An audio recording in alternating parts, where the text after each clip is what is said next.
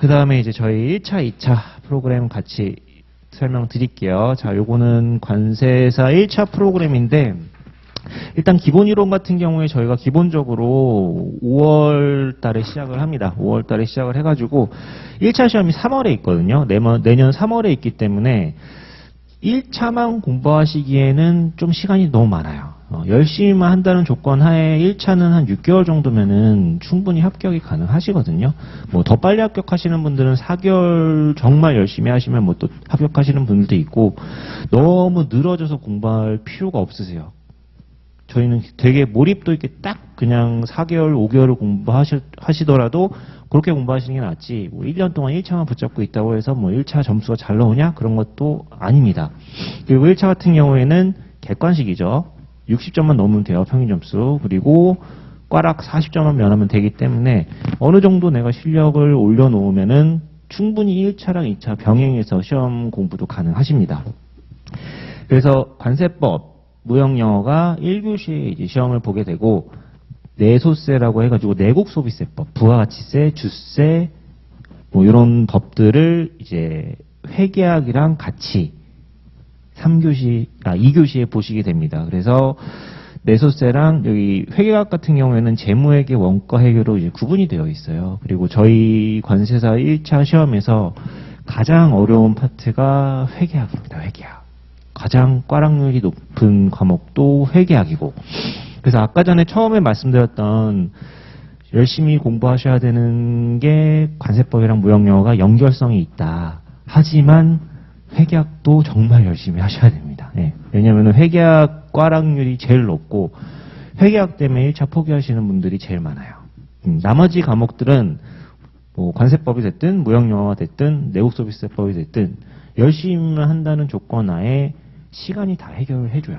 어느 정도 커리큘럼에 맞춰가지고 5월부터 7월까지 기본이론 들으시고 8월부터 10월까지 또 요약 정리 과정 들으시고 기출문제 쭉 풀어보시고 모의고사 보고 하시면은 진짜 이거는 장담 드릴 수 있는데 어느 정도 다 점수 나옵니다. 세 과목은.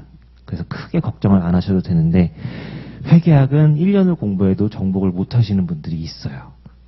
그래서 진짜 1년 동안 회계학만 했는데도 극복을 못하시고 떨어지시는 분들도 제가 많이 봤습니다. 그리고 대부분 회계학 때문에 고배를 마세요. 자, 그래서 일단 전반적인 커리큘럼은 이렇게 되어 있고, 2차는 이제 아까 전에 설명을 들으셨으니까 넘어가도록 하겠습니다. 자, 그래서 1차 과정별 세부적으로 좀 안내를 드리면은 5월부터 7월까지 이제 이게 회계학만 좀 회차가 많을 거예요. 회계학은 회차가 좀 많이 있고, 나머지 과목들은 16회차, 16회차로 이루어지고, 기본적으로 이제 전체적인 범위에 대해서 한번 쭉 이제 훑어보는 그런 과정이라고 보시면 되고, 그 다음에 여러분들 한번 회독한다고 해서 이제 처음 회독할 때는 약간 좀 거의 너무 생소한 것들이 많다 보니까 이해 위주로 좀 하셔야 되는데, 그 다음에 한번 좀 중요한 테마별로 한번 정리하는 과정이 있을 거예요. 그래서 저희가 핵심 요약이라는 과정이라고 표현을 하고 있고, 그 다음에는 이제 문제풀이, 단원별로 문제풀이 과정이 있고, 그 다음에 문제풀이까지 과정을 거치시면은 어느 정도 이제 여러분들이 좀 자신감이 붙으실 거거든요. 그때부터는 이제 모의고사 보시고 나서 이제 시험장 들어가신다라고 보시면 될 것 같습니다. 자, 그래서 1차 선생님들은 여기 아까 전에 관세법 김하늘 관세사님이 2차랑 1차 같이 지금 하고 계시고, 김충신 세무사님 내국소비세법, 그리고 박종환 회계사님이 회계학을 저희 학원에서 지금 강의를 하고 계십니다. 자, 관세법 관련해서는 지금 김하늘 관세사님 여기 계시니까 또 김하늘 관세사님이 간략하게 좀 설명해 드릴 거예요. 잠시만요. 일단 2차 관세법은 아까 내비게이션 들으셨다시피 첫 번째 구조의 이해 부분은 마찬가지라고 보시면 되겠습니다.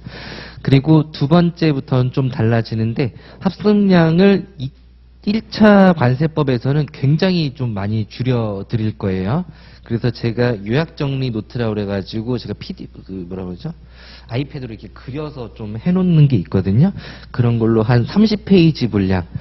이 관세법이 한 350페이지 정도 되는데, 이거 30페이지 분량으로 좀 줄여가지고 이걸 제공을 해드리고요.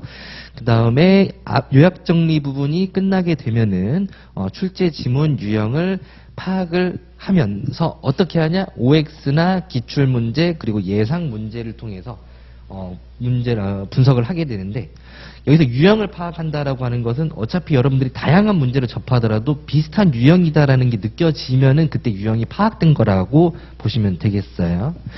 자, 여기서 이제 중요한 부분이 이제 요약 노트로 학습량을 축소한다라는 부분인데, 여러분들한테 30페이지를 주고 이것만 외우면은 합격합니다라고 말씀을 드리지만 결국은 그 30페이지에 350페이지 분량이 거의 다 들어가 있다라는 게 핵심인 거거든요. 그러니까 거기에 어떠한 키워드가 붙어 있으면은 이해로 그 살을 붙여서 우리가 이해를 해야 된다라고 보시면 돼요. 그 키워드만 여러분들이 암기를 하는 게 아니고, 당연한 얘기인데 그렇게 하시는 분들이 있어서 말씀을 드리는 거예요. 예. 자, 그 다음에 FTA 특례법 같은 경우는 5문제에서 6문제 정도 나옵니다. 근데 얘도 법령집으로 봤을 때 그냥 90페이지 정도 됩니다. 90페이지 정도 되는데 얘를 약 6페이지 분량으로 좀 축약을 하고요. 얘는 정말 키워드랑 암기식만 여러분들이 보셔도 충분히 2문제에서 3문제를 맞추는 거를 목표로 하도록 강의를 할 거예요. 네. 근데 이번에 시험에서 FTA 특례법이 좀 쉽게 나왔거든요. 쉽게 나오다 보니까 이 6페이지에서 5문제가 나왔어요. 네, 5문제. 6문제 중에 5문제. 네. 네.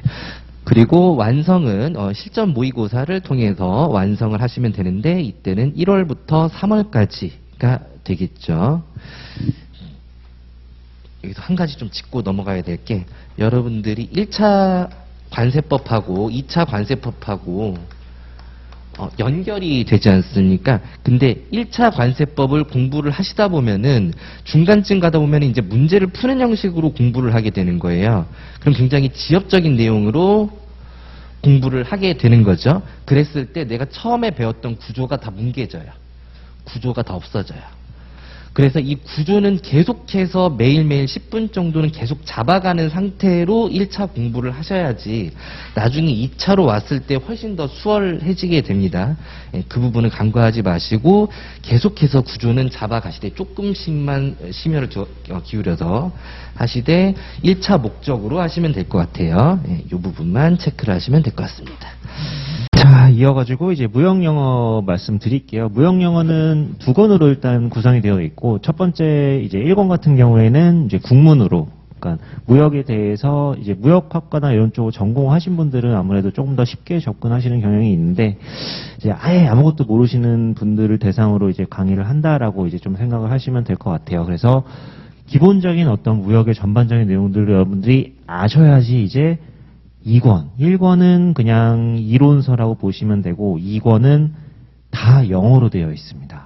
협약과 규칙으로 되어져 있고, 실제 여러분들이 시험장 들어가셔서 문제를 받아보시면 다 영어로 되어 있는 협약과 규칙에서 대부분 다 시험 문제가 나오기 때문에 2권을 물론 같이 공부할 거예요. 1권만 무조건 1권 쭉 끝나고 뭐 2권 이렇게 하는 건 아니고 뭔가 2권을 같이 갖고 다니셔야 돼요.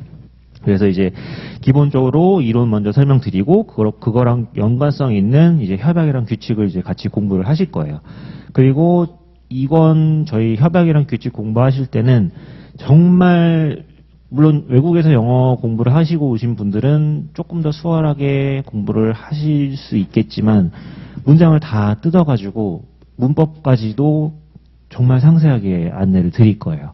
그렇게 공부를 하지 않으면은 점수를 좋게 받기가 조금 힘듭니다. 네, 그런 측면에 있어서는 이건 좀 진짜 자신 있게 말씀드릴 수 있는 게, 타 학원에 비해서는 이렇게까지 문장 구조를 분석해서 설명하는 학원은 아마 없을 거예요. 이건 제가 좀 자부할 수 있는 부분이고, 일단 끊어가지고 문장들을 다 분석을 해가지고 정말 중학교 영어 배우듯이 공부를 하시면서 대신에 시간은 좀 오래 걸릴 수 있어요. 근데 그렇게 공부를 하셔야만 지금 출제 유형의 문제를 잘 맞으실 수가 있습니다.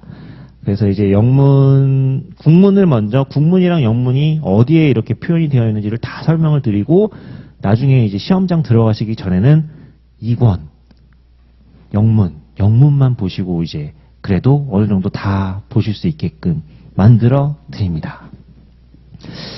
자, 그래서 기본으로 5월부터 7월까지 일단 기본적인 어떤 기초 학습이고 3대 협약, 그리고 3대 협약이라고 아마 나중에 또 이제 아실 텐데 그거 위주로 좀 공부를 하실 거예요. 그 다음에 이제 8월부터 10월까지는 이제 요약 정리, 배웠던 내용들에 대한 요약 정리가 이제 이루어지고, 그 다음에 이제 단원별로 이제 문제풀이. 이때는 이제 문제가 어떤 형식으로 나오는지도 좀 아셔야지만 공부의 그런 방향이 잡히거든요. 그래가지고 시험 전에 문제를 푸시고 그거 관련돼가지고 이제 기출문제를 쭉 풀어보는 과정, 그런 시간을 가지실 겁니다. 그 다음에 시험이 3월이니까 마지막 이제 내년 1월, 2월이 되겠죠. 이때는 모의고사 수업 전에 40분 먼저 오셔가지고 풀어보시고 그 다음에 이제 해설하는 그런 과정이 이제 쭉 이어진다라고 보시면 되고, 내국소비세법 같은 경우에는 부가가치세랑 개별소비세법, 주세법 요런 어떤 내국세예요. 내국세.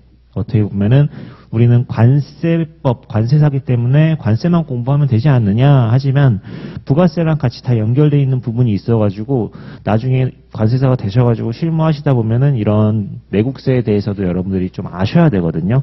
그래서 그런 기본적인 것들에 대해서 그 암기를 하셔야 되고, 내국소비세법이랑 회계학이랑 같은 교시의 시험을 보거든요. 회계학이 엄청 어렵습니다. 그렇기 때문에 김충신 세무사님께서 2080 법칙이 뭐냐, 20분 안에 80점 맞자. 20분 안에 100점 만점은 아니고 20분 안에 하여튼 80점을 맞자라는 그런 어떤 법칙으로 만드셔가지고 이렇게 나중에 강의를 해주실 거예요. 우리 시험이 80분 동안 시험을 보는데 회계학에 거의 50분 가까이를 쓰셔야 될 겁니다. 내국소비세를 정말 빨리 푸셔야 돼요. 그리고 내국소비세법은 양이 그렇게 많지가 않아요. 양이 그렇게 많지가 않기 때문에 여러분들이 굉장히 좀 전략 과목으로 빨리 정복할 수 있는 과목 중에 하나다라고 생각하시면 될 것 같고, 1차에서 제일 어려운 회계학. 네, 박종원 회계사님이 원래 굉장히 유명하신 관세사 업계에서 회계학을 가르쳐주셨던 분이셨어요. 그러다가 잠깐 너무 업무가 바쁘셔가지고 이제 강의를 좀 안 하시다가 이제 다시 이제 들어오셨거든요. 예전에는 제일 유명하신 분이셨어요. 그래서 저희 학원에서 지금 강의를 맡고 계시고, 계산 문제랑 말 문제, 원가 회계, 재무 회계로 구분이 됩니다. 그래서 재무 회계에서 보통 30문제 나오고 원가 회계에서 한 10문제 나오는데 둘 다 공부하셔야 돼요. 둘 다 공부하셔야 되고, 회계학 같은 경우에는 저희가 대부분 다 문과 출신들이 관세사 시험 공부를 많이 하다 보니까 이쪽에 대해 좀 잘 모르시는 분들이 많아요. 그래가지고 아마 제일 시간도 많이 투여를 하실 거고, 저 같은 경우에는 옛날에 진짜 1차 공부할 때 하루에 뭐 8시간 공부한다 그러면은 한 5시간 회계학만 공부했던 기억이 나요. 그 정도로 회계학에 투자를 많이 하셔야 된다. 진짜 어렵다라는 말씀을 드릴 수 있을 것 같아요. 근데 박종환 회계사님이 잘 설명을 해 주실 겁니다. 잘 따라오시면은 또 정복할 수 없는 산 뭐 이런 건 아니기 때문에 시간 투자를 좀 많이 해야 되는 과목이다라는 정도로 좀 이해하시면 될 것 같습니다. 자, 여기까지 해가지고 일단 기본적인 뭐 설명은 끝내는 걸로 하고, 뭐 혹시 질문 사항 있으시면은 질문 좀 받도록 하겠습니다.